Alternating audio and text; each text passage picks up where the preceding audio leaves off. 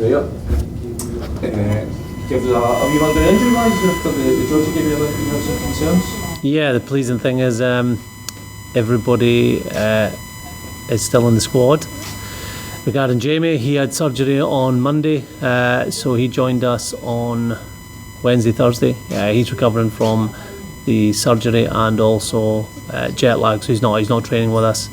But we expect him to resume training next week, and he's unlikely to be available for the Ireland game, but we'll be back in full training after that.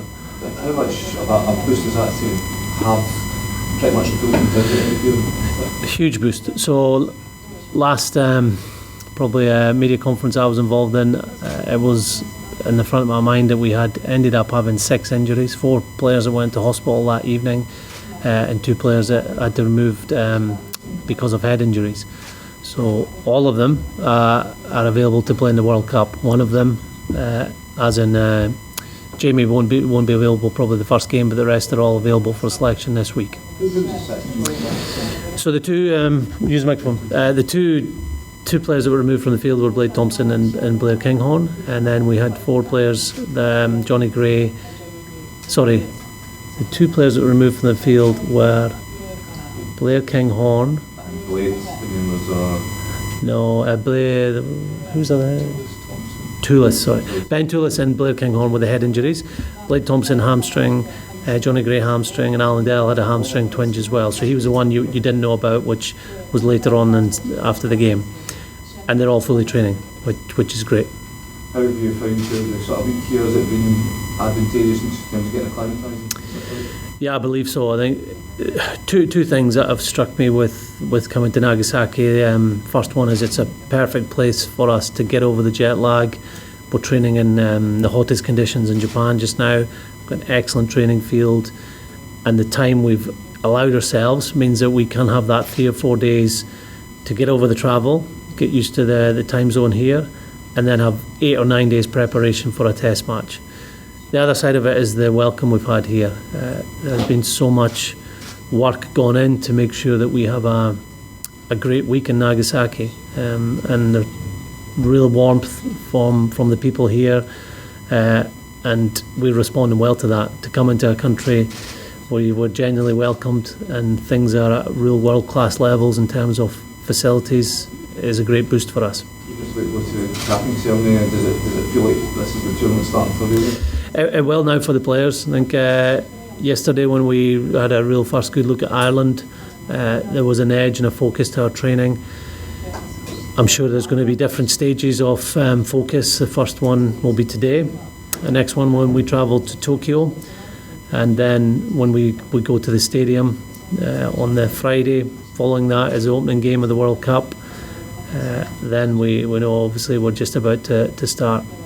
In terms of the conditions we're going to face next week, it looks like it's going to be a bit cooler, certainly a lot wetter. Yeah. Thunderstorm, I think, predicted for Sunday. Does that come into your mind in terms of what type of game? Does it perhaps reflect more a game that you might be more used to sort of back home? Yes, we're used to the wet.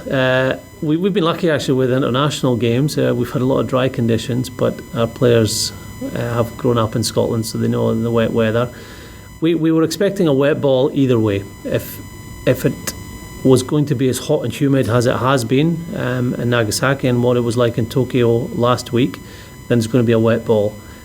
If, as what the weather forecast is currently saying, it's going to be wet because of the rain, then it's similar conditions. So we've got to have a game based on putting pressure on Ireland, upsetting their rhythm, and making sure our strengths are in play, and we can adapt that to whether it's dry or wet. I suppose you didn't need any under-11 how on form they are. Over the way wins over Wales, Grand Slam champions, they're now ranked number 1 in the world. I mean, for you, does that make it a daunting prospect, or how do you look at it? It's the same as it ever was. Ireland have been in the top 2 in the world over the last couple of years. They've beaten New Zealand, they won a Grand Slam, and they look like they're back in very good form, beating the Grand Slam winners of this year's home and away. So they're building nicely, like we are too. We've had some very competitive games with them over the last 3 seasons, winning at BT Murrayfield, not taking our chances in the last 2 games, but those games are competitive, and we have to play much better than we've done in the last 2 years, and that's all we've been working towards over the last 2 months since we've been in camp. I suppose it was frustrating for you, the Six Nations, the amount of injuries you had throughout that campaign, but the fact that you're coming here pretty much at full strength, and what does that do for optimism and I suppose the ability for you guys to give a true showing of yourselves? Yeah, well, it means we're in the best possible condition to play well. So the work that the players have put in physically, the numbers of players that we have available has certainly helped. It helps us as coaches to have all those experienced players contributing and leading in meetings, and to have everybody with this focus of being at their best for our game on Sunday. And as we started the press conference to get the good news on the players from last weekend is a real boost. Just go back to that, can you just give us a breakdown what actually the surgery had? Yeah, he got so it was a fractured cheekbone. He's got a plate now in there, titanium plate. So it's quite a regular surgery for players that get that fractured cheekbone, and we believe that 2 to 3 week turnaround can be done pretty easily. I know some players come back in less time than that, but we're going to aim for the Samoa game for Jamie rather than the Ireland game. Thank you.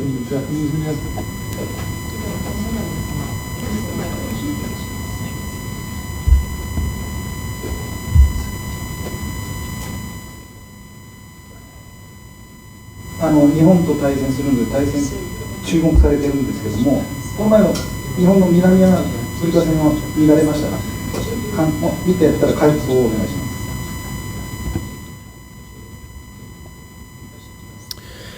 す。Yes, we've watched all of Japan's games. We watched the Japan-South Africa game live on the day before or the day we were playing Georgia. I think the day we were playing Georgia, just after lunchtime. Japan showed in the second half, once they got to grips with the way South Africa were playing, that they can play at the highest level. South Africa started very well and got a lead, but Japan showed in that second half the quality of rugby they're currently playing, how they played against Fiji and USA and other teams in this build-up.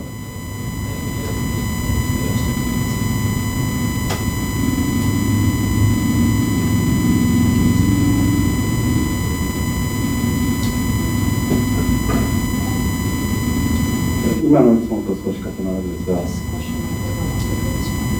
日本のファンや、メディアはスコットランドを最大のライバルという見る、見方も多いです。スコットランドとしてはどのように見てますか？ Yeah, we see Japan as a very good team.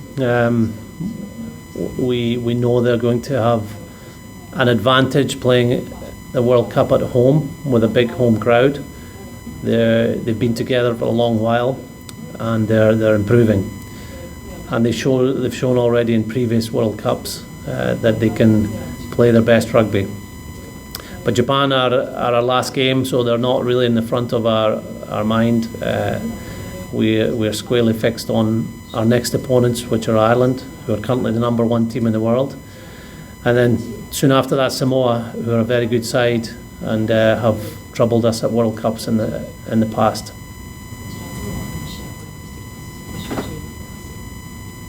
That's just for the head coach. We're just going to move on to assistant coach and our captain now.